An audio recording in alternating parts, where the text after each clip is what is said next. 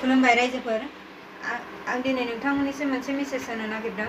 बे मेसेजआनो जाहैबाय जे ससियेल मिडियायाव दा गोसारगासिनो दङ, भाइरेल जागासिनो दङ ससियेल मिडियायाव, फेसबुकआव जे मोनसे गाज्रि कमेन्ट। बे कमेन्टआनो जाहैबाय जाय बेंगालराव थाग्रा सुबुंफोर बिसोर थैबाबो अरजाया। मा जेन'बा मा खोथायाव मानि थाखाय मा खारननि थाखाय बेंगालराव थाग्रा सुबुंफोरा मानो थैबाबो अरजाया, थैबाबो लस गैया, जेन'बा मानि थाखाय जेन'बा जाय सुबुङा बेखौ बुंदों बेहा सोरजोंबा दाय जानानै दङब्ला बेखौ थांखिनानै बुं, नाथाय बे साफ्रोमबो बेंगालराव थाग्रा सुबुंफोरखौ बुंनो थाखाय बेहा राइट गैयामोन। मानि थाखाय बियो बेबायदि बुंखो? दा जों गासै बेंगालराव थाग्रा सुबुंफोरा दुखु मोननाय फोरमायदों, दुखु मोनदों। मानो होनोबा बेंगालराव जों लेबार मावग्राफोरल' थाया, बाहाय स्टुडेन्टफोरबो दङ आरो मोजां साख्रि मावग्राफोरबो दङ। जोंनि जायगायावहाय मोजां इन्डास्ट्रि गैया, माबा मोनसे मावनानै जानो थाखाय इन्डास्ट्रि गैया। बेनि थाखायनो जोङो बाहेरायाव फैनानै मावफैनांगौ जायो।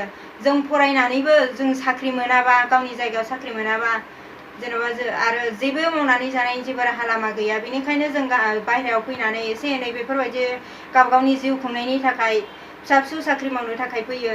आरो सोरबाया बिराद मोजां साख्रि मावो। जोंनि जायगायाव फरायनानै थानानैबो मा साख्रि मावनो दं? ना गंसे इन्डास्ट्रियानो दं, ना गंसे सफ्टवेर कम्पानियानो दं। जेबो मावनायनि राहायानो गैया, जेन'बा मोजां खामानि मावनायनि राहाबो गैया। आरो बे गभर्नमेन्टनि एसे एनै साख्रिफोरखौनो नेबाय थानाय, बेखौलाय सोर साबेसेया मोनगोन? आरो साख्रि मावनानै जानायनि थोजासे फेसिलिटि गैया। बेनिखायनो बेंगालराव फैनानै बेफोरबायदिनो एसे एनै फिसा फिसौ साख्रिफोरखौ मावफैयो। आरो सोरबा गिदिर गिदिर साख्रि मावो। आरो स्टुडेन्टफोर दं।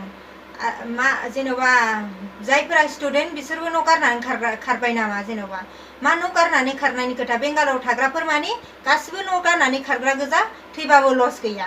माने स्टुडेन्टफ्राबो न' गारनानैसो खारदों आरो बाहाय फरायनो फैनाया।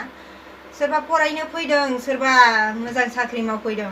आरो बाहाय जोंनि बर' माहारियाल' फैया, बर' हारियाल' फैया, जोंनि नर्थ इस्ट साइडनि गोबाङानो फैयो। जेरै मणिपुरि, नागालेण्ड, जेरै मेघालया, गासिबो जायगानियानो फैयो जोंनि नर्थ इस्ट साइडनि। आरो नर्थ इस्ट साइडनियाल' नङा, गोबां गुबुन जायगानियाबो बाहाय फैयो। गुबुन जायगा मोजां स्टेटफोरनियाबो बाहाय फैनानै साख्रि मावफैयो। जेन'बा बेंगालराव थाग्राखौ जेन'बा मा गाज्रि नोजोरजों नायखो? मानि थाखाय? दा जेन'बा बेंगालराव थाग्रा मानि गाज्रि, आरो बिनि थाखायनो बेंगालराव थाग्राफ्रा थैबाबो लस गैया। मानि थाखाय बेंगालरा मानि गाज्रि जाखो? स' रायजोफोर, आं बेखौनो नोंथांमोननिसिम खावलायो, इयुनाव आरो बेबायदि दा बुंथों, सोरबाया आरो बेबायदि दा बुंबावथों। बेंगालरखौ नोंथांमोना गामियाव थानानै जुदि गाज्रि नुहुरोब्ला, सोरबा सासे गाज्रिनि थाखायनो नोंसोरो गासिबो बेंगालराव थाग्राफोरखौ गाज्रि सानोब्ला, नोंथांमोना जायफोरा फरायनो फैनाय आरो जायफोरा मोजां साख्रि मावफैयो, बिसोरनिसिम थांनानै सोंनानै ला बेंगालराव माबायदि सोलियो? साफ्रोमबो गाज्रि सोलियो ना माबायदि सोलियो? नोंथांमोना जुदि मोनथियाब्ला सोंनानै ला मोजां मानसिनाव। बाहाय गोबां मोजां मानसिफोरानो साख्रि मावफैयो आरो गोबां फरायनो फैयो। आरो जायफोरा फरायनो दोनफैग्रा बिमा बिफा, बिसोरबोथ' मिथिखायोखा, बिसोरनिसिम थांनानै सोंनानै ला। आरो बेबायदि नोंथांमोना सासेनि थाखाय गासिबोनो गानोबा बेंगालराव थानाय साफ्रोमबो सुबुंफोरानो गाज्रि नङा। स्टुडेन्टफोरा हायार इडुकेसन लानो थाखाय फैयो। जायफोरा मोजां फरायखानाय बिसोरो मोजां साख्रि मावनो फैयो।